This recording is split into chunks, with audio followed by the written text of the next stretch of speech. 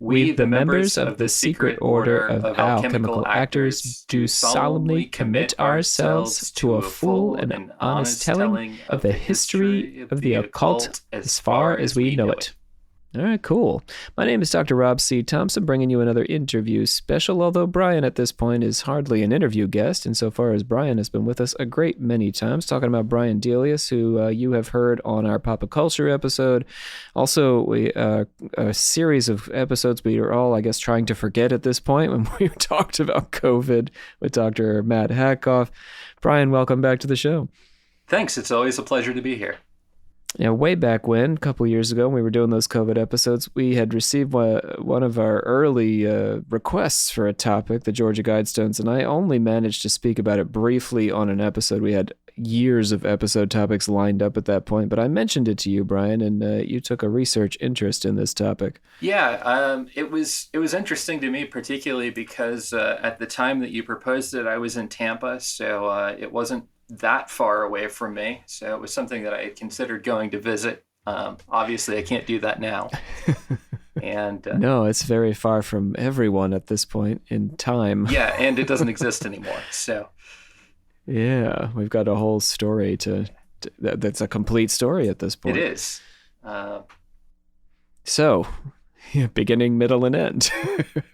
Though I guess there are still a few little issues at the end that we could eventually discover, but I don't have high hopes of that at this point. Let's start at the beginning. Where do these things come from? What are they? Yeah, so the Georgia Guidestones have been referred to repeatedly as the American Stonehenge, though I guess the comparison between the two monuments is a bit of a stretch from my perspective. Right, Stonehenge is like 5,000 years old, right? But how old are these things? The Georgia Guidestones were erected just before I was born in March of 1980. Oh, so they're incredibly new. Yes. Yeah. Yeah, compared to Stonehenge, they're super, super new. Yeah. So the Georgia Guidestones were a granite monument that stood about 5.87 meters high for Americans. That's 19 and a quarter freedom units or feet, or just slightly taller than a giraffe if you're not good at trying to picture sizes. That's pretty tall, though. A giraffe is a big animal. Yeah. I mean, 19 feet is not a small space. I mean, if you're standing right next to it, you're certainly going to be intimidated. Yeah. Yeah, I definitely wouldn't want one of these things to fall on me. So the Guidestones were designed to be made from 6 slabs of granite that, like I said, were a little over 19 feet tall. The 6 slabs together weighed almost 108,000 kilograms, or almost 238,000 pounds. That's about the same weight as a blue whale, or about 75% the weight of the Statue of Liberty without its base. So this is not a inconsequential monument. Expensive to move, right, and to place. Yeah, definitely. And these stone slabs were erected in Elbert County, Georgia, on March 22nd in 1980. Elbert County, Georgia, where they were erected, is like northeast of Atlanta, really close to the Georgia-South Carolina border. Kind of in the middle of nowhere. So it's kind of out there? Yeah. A little bit in the middle of nowhere. Yeah. You got to take a special trip to see them. You're not going to make it part of your Atlanta vacation easily. No, not unless you're going to Elbert County for, I assume, agriculture. Everybody loves to take in a little agriculture while they're on tour. Yeah, right. So these Guidestones have a really interesting and intentionally perplexing story dealing with their inception and erection. They were originally commissioned in 1979 by an individual calling himself Robert C. Christian. I'm assuming that Robert C. Christian is not, in fact, your alter ego. No, it's neat though that we share the Robert and the C, but I mean, it sounds made up, doesn't it? It sounds like Christian Rosenkreuz. Yeah, well, and not only that, but Rob C. Christian announced when he first requested that these stones be built that his name that he was giving was a pseudonym. So we know that that's not his real name. So why even bother?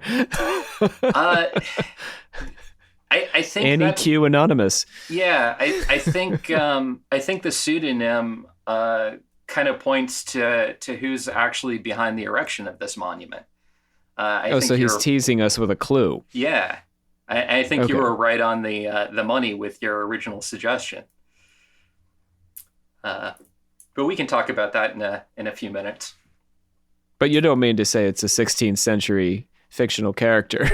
No. I think there's a good case to be made that Amorc had something to do with the erection of this monument. I like that. Yeah, that's neat. Yeah. So yeah, Robert C. Christian, who announces that that's not his real name, goes to the Elberton Granite Finishing Company in Elberton, which is in the same county where these monuments were erected. And he said that he wanted a monument that was similar to Stonehenge to be constructed. And he had a bunch of specifications that he wanted to have them confined to. And he said that he represented a small group of loyal Americans, which is kind of an interesting way of talking to somebody about a project that you're trying to get them to do for you. But he said he wanted the monument to function. I think I could probably vouch to be in charge of a small group of loyal Americans. Yeah, I mean, I don't know if there's some disloyal Americans out there, but... Yeah, that's a really interesting political topic for another podcast. Yeah, that's true. But the implication being that nothing about this monument is an affront to American democracy. Yeah, and that's repeatedly discussed within even at the very first meeting to have these things made, and then at their unveiling, and then in the book that was published about them later, and it continues. So it seems to be a very important part of the story from the perspective of Robert C. Christian, whomever he may actually be. Yeah, so he said that he wanted this monument to function as a compass and a calendar and a clock, and that it should be able to stand catastrophic events. And he said specifically in his meeting to originally commission this project that he wanted the monument to communicate a message and have the gravitas of like Stonehenge, but he kind of denigrated Stonehenge and said that it didn't have any message to be communicated, which personally I find kind of an offensive, egotistical and statement full of hubris, but to each his own, I suppose. And what he meant was that it's just stones, not with words written on the stones. Yeah, I mean, I guess that could have been what he meant. Because ultimately, right, he's going to put words on his stones. So that's true. It feels like a kind of literal critique. It's not a very, I guess, scholarly or, deep thinking critique. Yeah, that's a good point. I hadn't really considered it from that perspective. I always take people at the dumbest level, I think. Yeah. That's probably a good philosophy. I should probably lean into that a little harder in my own. You're less disappointed that way. And then when they're not dumb, it's a delightful surprise. I like that. Yeah. So the guy that Christian was talking to at Elberton Granite was named Joe Fendley, and he thought that Christian was, in his own words, a nut job. He didn't think that this commission was going to go anywhere. He didn't think that it was realistic. So he took a little bit of time and put together an intentionally inflated price for the project because he thought that Christian was going to wave him off. And he never released to the public, as far as I know, exactly how much the monument cost, but he is quoted as saying that it was over $100,000. And in 1979, that would equate to about $425,000 today.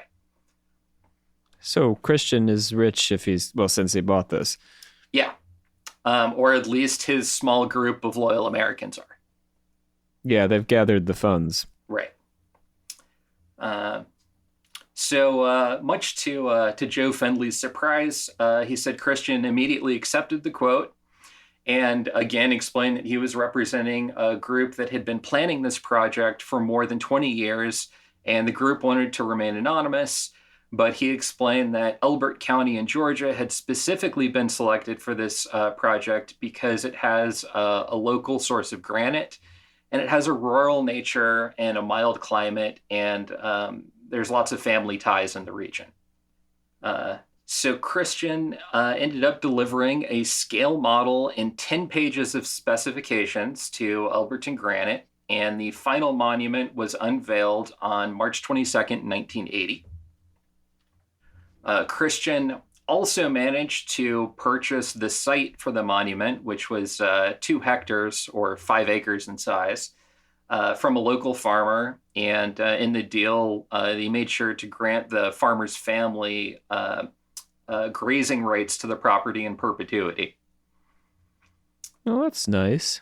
Yeah, I think it's an interesting detail that I think further links it actually to AIMWork. Oh, okay. Well, how about the March 22nd? It feels like that should be a significant day to them for some reason. I don't know. I don't know enough about them. I'm not a member of AIMWork. I have no association with them. So yeah. I don't know. We did cover them a bit. Yeah. On our Rosicrucian episode, we probably spent a half hour on AIMWork, but yeah, I can't claim to be an expert on that level to know which dates would be significant. There must be some astrological significance, though. I wouldn't be surprised at all. And for your listeners, that episode is 9.4, released March 27th, 2020. Also has James and Olivia on it. Not a combination we've probably heard since. Yeah, maybe not. How about that? Yeah. All right. A really good episode too. I definitely enjoyed that. Oh, thanks. Yeah, I like doing I love the Rosicrucians. They're a weird group. If they existed at all. Right. Some people believed they were Rosicrucians one way or the other. So the unveiling of this monument had the congressman Doug Bernard, who is the U.S. congressman for that district in Georgia, as the MC. And there was an audience of somewhere between 200 and 300 people there for the unveiling of this giant thing. Christian himself was not present, and the sponsors for the Guidestones weren't present. But they did send a very brief message that said, and I quote, "In order to avoid debate, we, the sponsors of the Georgia Guidestones, have a simple message for human beings now and for the future. We believe our precepts are sound and they must stand on their own merits." Again, intentionally mysterious. So who the hell went to it if the founders themselves are not there? Well, there was this congressman, there was some media, there were some local Georgians, and I don't have any other details on who showed up. So just some people from the area, mostly. Yeah, I would assume so. The thought was that it might turn into a sort of local tourist attraction, and I think it seemed to draw somewhere in the neighborhood of about 20,000 people to it a year, which for a small community isn't a small number. That's not bad. Yeah, I'll take that. Yeah. So after the Guidestones were unveiled, Christian donated the site to Elbert County So he essentially washed his hands of it and gave it to the county. And in 1981, a year after it was unveiled, the county installed barbed wire around the Guidestones because the cattle that were on the site that from the family that had perpetual grazing rights to it, the cattle began using the stones as a scratching post and started damaging them. Hadn't thought about that. Yeah, so I thought it was really funny that like one of the absolute requirements for this monument was that it had to be able to withstand extreme destructive events, but cattle rubbing against it was too much for it. Yeah, I guess that's a sign of future things. Yeah, I think this monument really failed at that particular prescribed requirement. So in 1986, Christian published a book called Common Sense Renewed, and one of the things that he wrote in that book was quoted as saying, "I am the originator of the Georgia Guidestones and the sole author of its inscriptions. I have had the assistance of a number of other American citizens in bringing the monument into being. We have no mysterious purposes or ulterior motives. We seek common sense pathways to a peaceful world without bias for particular creeds or philosophies." So, Christian, assuming that it's the same Christian that actually had the Guidestones built, he's saying that there's nothing mysterious or hidden within it. It is exactly what it says it is. What prompts him to speak out? I don't know. He just decides. He just feels like this is the time. Yeah. I've got to say a few more things about this. Yeah, I think it's really interesting that he called his book Common Sense Renewed, which is clearly a reference to Thomas Paine and like the origin of the like whole American experiment. Going back to that loyal American thing. Yeah, exactly. So even before the Guidestones were unveiled, there were conspiracy theories about the monument being circulated. People in the media, on the kind of fringes of the media, were saying that it was inspired by the New World Order or the Illuminati or completely unspecified satanic or occult groups. I mean, in the 1980s, we're right in that satanic panic part of American history, so I can't be surprised by any of that. But it always strikes me as strange when people immediately look at something that's unique and take it to a conspiracy theory place. Well, now we do it all the time. Mm-hmm. Doesn't even take some That's big true. weird rocks in the middle of Georgia. We can just do it about whatever's on the news tonight. We've certainly got plenty of politics based on misinformation and assumptions. So. Yeah. Yeah, in 2008, the monument was vandalized with spray paint, and like some of the messages that were spray painted on it were "You will not succeed," "Jesus will beat you, Satanists," "Death to the New World Order," "No world government," a bunch of kind of generic conspiracy theory kind of graffiti. And in 2014, the stones were vandalized again with graffiti, though the theme of that vandalization was very different. And like some of the messages read things like, "I am Isis, goddess of love." I have no idea what connection that would possibly have to the Georgia Guidestones, and like traditionally, Isis isn't really a goddess associated primarily with romantic love. So I don't know what to make of that either. It's just sort of like someone off on their own tangent. Yeah. But the county decided at that point they needed to install security cameras after that second vandalism, and that seemed to cut down on the problem. Kind of gives you a general overview of how these stones were built.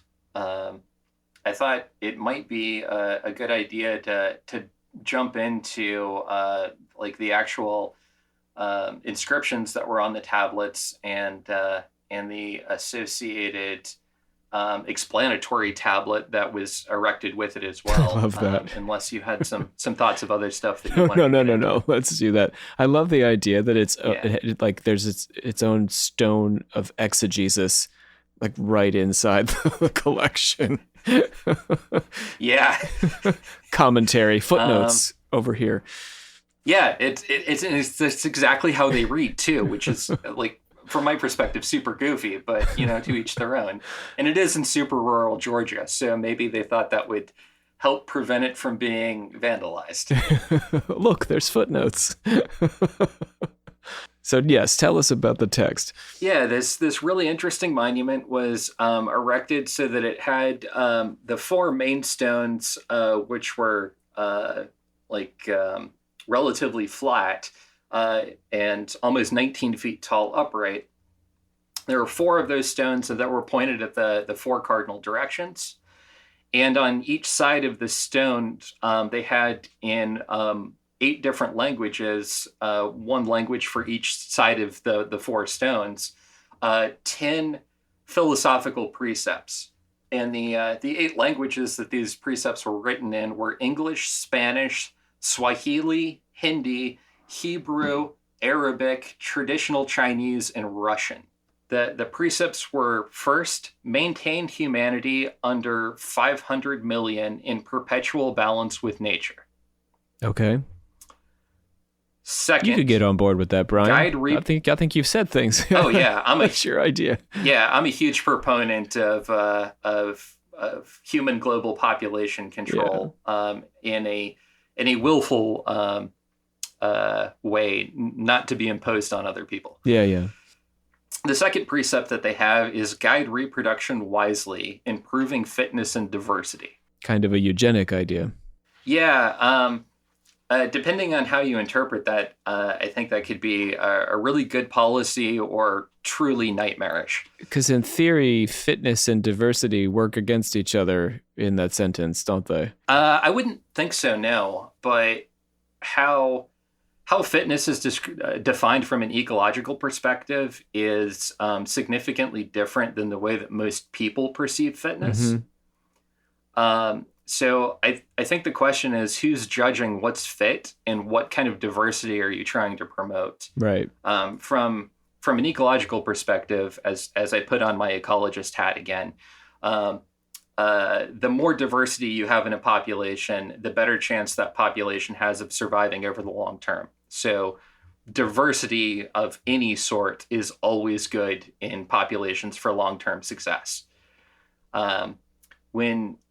When we start assessing fitness of a population, we're just assessing how well that population survives and reproduces in a given environment. If we start to have humans judge what traits increase or decrease fitness, then we end up in a situation where we have an individual or a group of individuals that's dictating who gets to reproduce, essentially. And that seems kind of nightmarish. It's worth noting here for folks who don't remember or have not, this is their first time hearing Brian, that Brian has a PhD in biology. Yes, Brian? And teaches biology currently. Yes. You're at Pittsburgh? I am at Duquesne. Duquesne. In Pittsburgh. Yeah. There Pittsburgh. You go. So that's there you go. It's important to get your bona fides out there. Yeah, I suppose. I'm not an expert in Guidestones. I am an expert in population ecology. Well, the Guidestones certainly intersect with that idea. Yeah, that's another reason that I was really interested in this topic, is a lot of the precepts of these Guidestones, I think, are an interesting intersection of human society and ecology, a bit of population control. Darwin meets Amorc. Yeah, exactly. I think it's exactly what this is. The third precept that they have is rule passion, faith, tradition, and all things with tempered reason. Seems kind of reasonable on its surface. It's like Grecian almost in flavor. Yeah, exactly.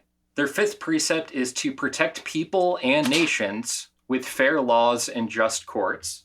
Sixth, they have let all nations rule internally, resolving external disputes in a world court. Okay. Next, they have avoid petty laws and useless officials. In general, that sounds like a good idea. I don't know who decides which laws are petty and which officials are useless, but sure, why not? Well, the fair and the just, like all of these are subjective terms. Next, they have balance personal rights with social duties. Ninth, they have prize truth, beauty, love, seeking harmony with the infinite. We start getting into more religious or philosophical, metaphysical statements. Yeah, that's very New Thought. Like the phrasing of that feels very New Thought, late 19th century. Yeah, I definitely agree with that. And finally, they end with, "Be not a cancer on the earth. Leave room for nature. Leave room for nature." If only. And then it has an explanatory tablet associated with it. The tablet referred to a time capsule that was put under the monument, but the date that it was buried was left blank, which is, I guess, an odd, something I thought was particularly odd about these monuments, because I don't know why you would take all of the time and effort to carve these 19-foot high blocks of granite with all of these instructions, and then kind of forget a detail like, oh yeah, we probably should have buried a time capsule underneath this before we erected it. Oh, so the date's not there because they never did it. Well, it turns out that that's the case. Yeah. And I'll come back to that later. But yeah, the date was left blank. It was very clearly supposed to be filled in. Like they would get around to that sooner than or later. Yeah, exactly. And then under that, it said on the explanatory tablet, Georgia Guidestones Center Cluster erected March 22nd, 1980. The fact that it refers to a center cluster makes me wonder if this wasn't originally supposed to be the beginning of an ongoing building project. And then it says under that, "Let these be guidestones to an age of reason." And that last sentence, "let these be guidestones to an age of reason," was then inscribed around the edges of the explanatory tablet in Babylonian and cuneiform on one edge, Classic Greek on another, Sanskrit on a different edge, and in ancient Egyptian and hieroglyphs on the fourth edge of this tablet. So the first tablet, there's a concern about them being legible in modern languages, and on this tablet, it's all ancient languages. Yes. The explanatory tablet goes on to mention some astronomical features of the monument. It says that there's a channel in the central stone that indicates the celestial pole, and the central stone in the center of the other four, and there's a capstone on top. The channel through the central stone allowed an individual to look through it and see the North Star when the star was rising. And then there was a horizontal slot on that same central stone that indicates annual travel of the sun, and the edges of it aligned with the solstice and equinoxes. And then there was a hole in the capstone at the top of this monument that the sun could come through at noon, and it would strike a particular point on the center column that would indicate not only that it was noon, but what day of the year it was. Well, that's cool. Yeah. So there was some astronomical alignment designed into this monument. And the four outer stones were also oriented not only at the cardinal directions, but the size of them marked the limits of the 18.6-year lunar declination cycle. So while all of these things were clearly built into the monument so that it had some kind of astronomical alignments similar to Stonehenge, the University of Georgia astronomer Loris Magnani stated that these features were, quote, mediocre at best. And she described the monument as a whole as an abacus compared to Stonehenge's computer. Oh, them's fighting words. Yeah. So essentially what she was saying is like, yes, they do the job, but the alignments aren't nearly as exact as Stonehenge's are. That's fascinating. It suggests to me that the actual builders or originators of this monument were far more concerned with getting the philosophy out there than they were actually having this monument function as an astronomical instrument. I mean, it makes sense. Stonehenge at that time period, having something like that was, awesome. In 1980, we have calendars and stuff. Right. The last bit of the explanatory stone has on there author R.C. Christian, pseudonym. And it's really funny because when it has what should be pseudonym in parentheses after it, Pseudonym is actually misspelled, and it's spelled pseudonym, as in NYN at the end of it. They missed a hump. Yeah, so I keep going back and forth. Like, this is one detail of this particular monument that I have stayed up late nights thinking about. I never thought when you originally suggested to do an episode on the Georgia Guidestones that like some detail of this would haunt me literally for years. Was it the only mistake on any of them? Yeah, it's out of all of it, it's the only mistake, and part of me is like, well, then that would suggest that it's an intentional mistake, and that there's something that's supposed to be conveyed by that. I don't know of anyone that would take the time and effort and hundreds of thousands of dollars to erect this thing and accept it from the purveyor if it had a misspelling in it. Like, if you spent that kind of money and whoever was doing this misspelled something, you'd send it back, I would think. Yeah. Which suggests to me that that it was intentional and was supposed to be there the whole time.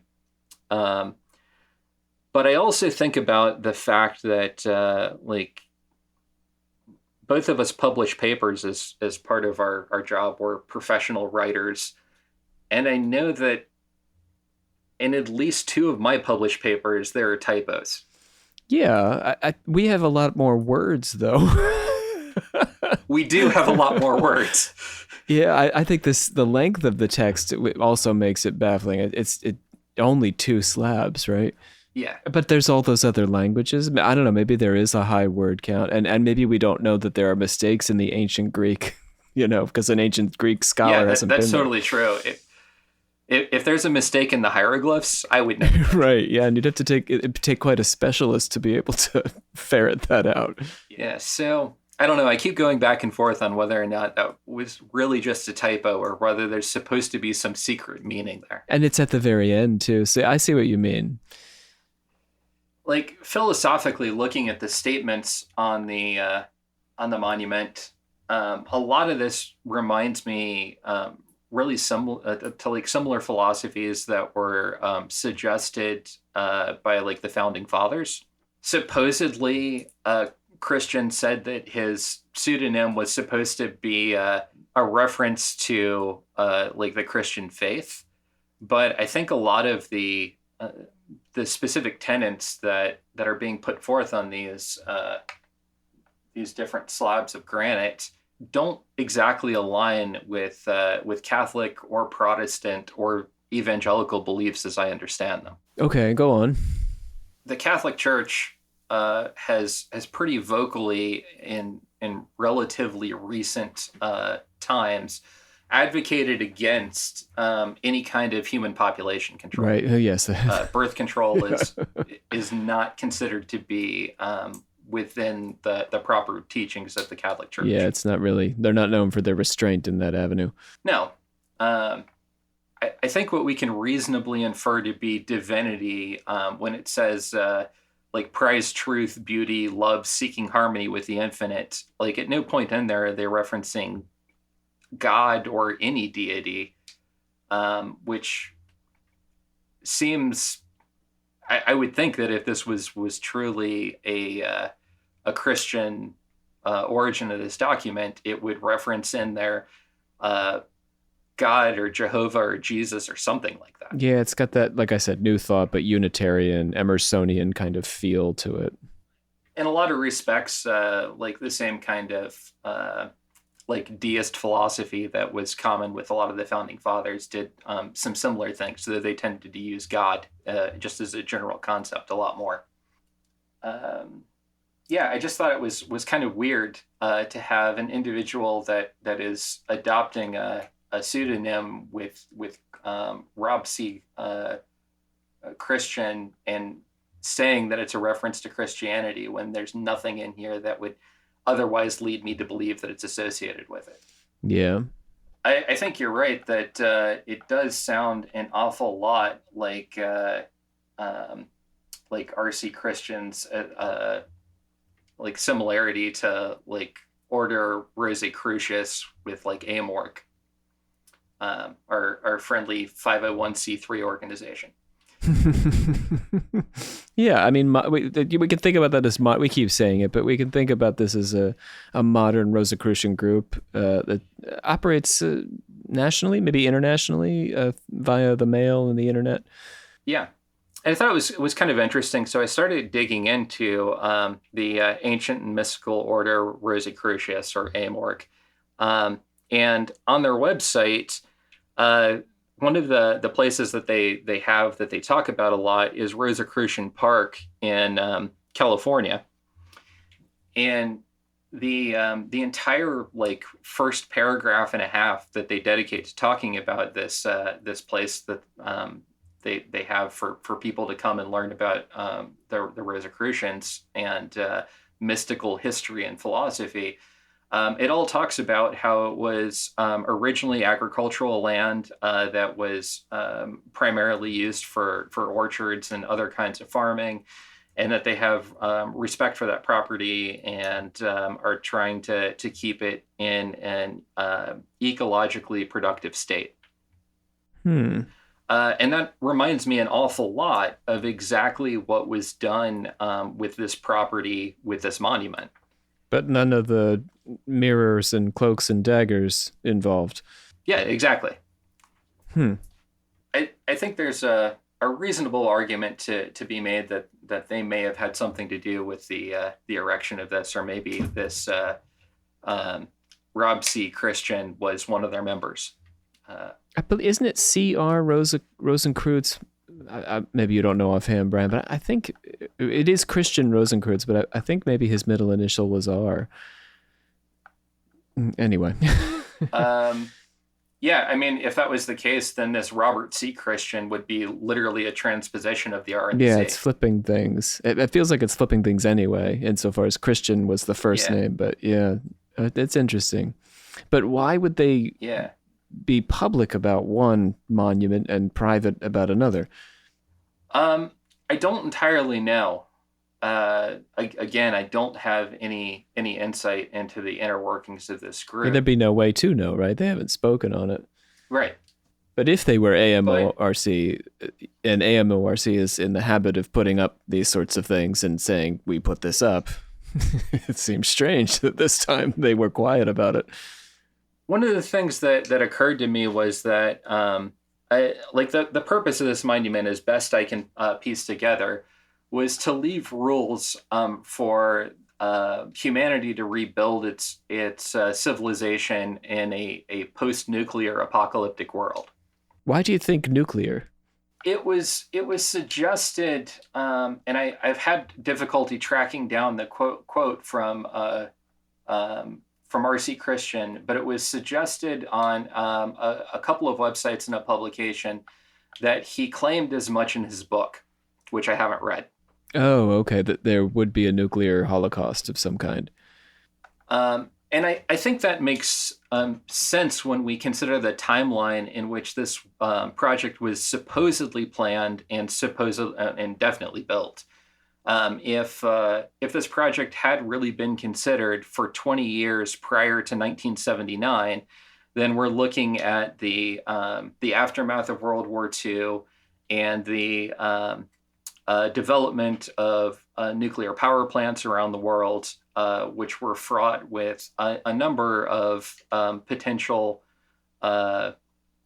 problems and release of irradiated gases. And the erection or the original request for this monument to be built would have occurred just after 3 Mile Island. That's a coincidence for sure. Yeah, if you take a look at the map of the actual location where this monument was erected, and put a pin on it in Google Maps, and you Google nuclear power plants, you get almost an exact circle around the area where the monument is. That's in the neighborhood of about 80 miles out in every direction before you hit a nuclear power plant. Wow. So there's a lot of nuclear reference to this site. I think so. It's not overt, but I think it's there in the subtext if you look for it. So they were really designed to withstand a nuclear fallout, in theory. Yeah, I don't think they would have. But yeah, like a rural part of Georgia, it's essentially middle of nowhere America, is not a good site to use a nuclear weapon. There's low population, and there's no military targets anywhere close to that area. So they wouldn't hit insofar as a blast wouldn't get them. They would still be here. Yeah. And in a post-apocalyptic nuclear fallout world where you've already granted cattle grazing rights to individuals at the monument, not only do you have the directions for how to rebuild society and supposedly the astronomical tools to do it with, but you also have a food source there. If it's not contaminated. Well, if it is contaminated, then you are too. So. Right, that's true. No. Maybe I'm reading too much into this, and maybe I'm going down the same kind of rabbit holes that the conspiracy theorists did. But I think there's some realistic possibility for this monument to serve exactly that function. And if we consider the rules that are suggested on the monument in a scenario where a significant portion of the global population has been removed after a nuclear war, then these precepts wouldn't be dictating to make changes in the world. They would be suggesting what the upper limits of humanity's population should be in rebuilding a better world. And when you look at the precepts where they talk about protect people and nations with fair laws and just courts, and then they say let all nations rule internally, resolving external disputes in a world court, those two precepts together would make it very unlikely that future nuclear conflict would occur if there was a system of global government that resolved disputes peacefully between countries. So there's a slate clean kind of vibe to it all. Yeah, I think it makes a lot more sense to read it from that perspective. Yeah. But it's really clear that a lot of people didn't read it with that perspective. And we can see in the recent history of Georgia and the end of the history of the Georgia Guidestones that a lot of people seem to read these precepts with a very different understanding. So in 2022, there was an individual named Candace Taylor that was running for the governor's office on the Republican ticket. She didn't make it out of the primary. She was a flat earther and a vocal proponent of Taylor Swift witchcraft conspiracy theories. There's a niche. In one of her ads, while running for governor, she specifically referenced the Georgia Guidestones and called them satanic and advocated for their destruction. And on July 6th in 2022, an explosive device was detonated at the Georgia Guidestones around 4 a.m., which destroyed one of the four large standing stones, specifically the one that had the precepts in Swahili and Hindi. And the CCTV footage, the security footage, showed a vehicle leaving the scene. And then later that day, for safety reasons, the rest of the monument was demolished with a backhoe by authorities because they were worried that it was going to fall over and hurt someone, either visiting or in the that was investigating it. And they also dug 6 feet down under the monument where the supposed time capsule was supposed to be, and there was no evidence that the earth had ever been excavated or anything had been built, placed there. So there's been some official discussions of Elberton rebuilding the Georgia Guidestones, but in August of 2022, the Elberton City Council began the process of legally returning the land to the previous owners, and the remains of the monument were given to the Elberton Granite Association. And while both the City Council and the Elberton Granite Association have expressed hopes that the monument may be rebuilt at some point in the future, they've also both publicly expressed doubts that that will ever happen, especially since the land is in the process or has been legally granted back to the previous owners. So the slabs still exist, except for the one that was demolished? Yeah, so the other three slabs that have the 6 languages on them, and the center stone and the capstone, they were removed and taken to a location that has not been publicly released. But the ownership of those slabs is now with the Elberton Granite Association, Which is like a nonprofit group. I guess I don't know anything about them. I assume that they're like the stone builders from The Simpsons. Fair enough. Yeah, I have no idea. Because the monument was donated to the city and was government property, the criminal sentence for anyone found to have actually destroyed it would be a minimum of 20 years in prison. The Georgia Bureau of Investigations has had no significant updates about the investigation since July 25th of 2022. So there's been a good amount of time since there's been any kind of public notice about the investigation. There hasn't been any suspects that have ever been publicly named in the investigation, and it seems unlikely at this point that we'll find out who actually blew up the monument. So the footage of the vehicle must have been useless. I guess. I don't assume that the city or the Georgia Bureau of Investigation has some kind of crazy conspiracy to protect the destroyer of the monument. But yeah, I'm guessing that the footage was not great. Yeah, no license plate or anything. Right. Interesting.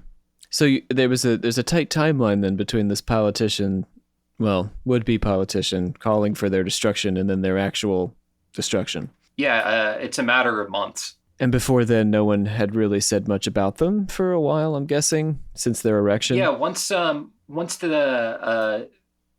city had put up security cameras, most of the issues that they had kind of went away. There wasn't any more graffiti. No one was defacing the monuments.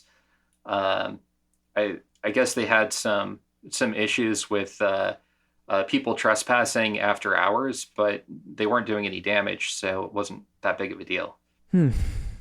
But they're still there somewhere. Well, yeah, 3 of the 4 of those giant slabs are still out there somewhere. Wow. That's quite a story, Bryan. Thank you for sharing it. Yeah, I'm glad to. I think it's a really interesting idea to propose this kind of philosophical cap on global human population, and I think it's an interesting idea to try to leave a monument to help people rebuild civilization in a better and more peaceful way than the civilization that had to have destroyed the previous civilization. Do you think it's conceivable that people would have found it, though, in such a circumstance? I don't know. I don't know. I don't know exactly what post-apocalyptic nuclear scenario they're envisioning. If it was something like thermonuclear war, a la Matthew Broderick in War Games, then maybe not. Right. If it was something like nuclear power plants having 3 Mile Island and Chernobyl like meltdowns, then yeah, maybe. Maybe if our power supply got knocked off because we didn't have good enough control over the technology like we seem to now, then maybe enough people would have survived and enough information would have remained that this would have been a decent place to to seek refuge and start rebuilding things. I mean, I almost picture it like Planet of the Apes, kind of like there's just Yeah, like 8 guys left, and they come up from under the earth, and like that. This is the most optimistic idea that they would eventually wander to Elverton, Georgia, and see the blueprint yeah. for the future. Well, if there's only 8 guys, there is no future. You need some ladies in there. That's true. But the 8 guys have to find the 8 ladies who've luckily already Yeah, discovered well, the stones. There's your they movie could right just there. carry them with them because they were only like 230,000 pounds. Like the Egyptians would have done. Mm-hmm. Right. Clearly. Well, Dr. Delius, it has been a pleasure. Thank you so much for sharing this with us. Is there anything else you want us to know about the Georgia Guidestones story before we call it quits? No, other than the fact that if maybe we get enough Patreons or supporters, we can move to rebuild it ourselves. We're going to have to start a GoFundMe. Yeah, there we go. How has Elverton not gotten up to this yet? Come on, Elverton. I've never been to obvious. Elverton, but I have the idea that it may not be the most technologically advanced community in the country. Maybe there's a bulletin board somewhere around the Granite Association Yeah, where there's something posted up in a little box there, and you're meant to just leave a couple of bucks. yeah, Well, we'll wait. We'll wait till it accumulates. yeah. For all of the listeners that aren't Patreon members, join now, and we'll put a GoFundMe together to rebuild this monument of occult significance. The movement starts here. Yeah. Well, thanks again, Bryan, and we will catch you all next time here on Occult Confessions.